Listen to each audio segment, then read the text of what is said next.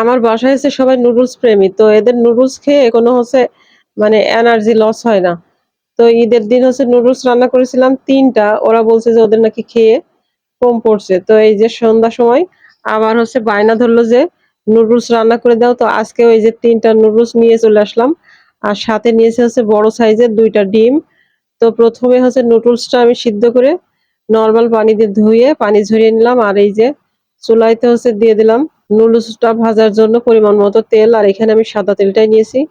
তারপরে হচ্ছে পেঁয়াজ কুচি, কাঁচামরিচ এটা হচ্ছে দিয়ে কিছুক্ষণ ভেজে তারপরে হচ্ছে ডিম ২ টা দিয়ে দিলাম।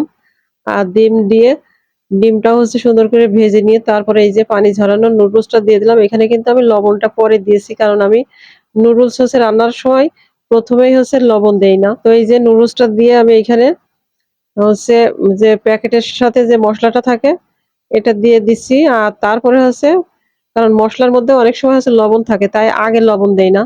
তারপরে হচ্ছে আমি লবণ দিয়েছি আস্তে, আস্তে অল্প করে ছিটিয়ে, ছিটিয়ে আর হচ্ছে একটু চেক করে নিয়েছি। আর এই যে ঝটপট একদম খুব কম সময়ের মধ্যেই ওদের জন্য হচ্ছে নুডলস রান্না করে দিলাম। আর কার, কার বাসায় এমন নুডলস প্রেমী আছে অবশ্যই জানাতে ভুলবেন না। আল্লাহ হাফেজ।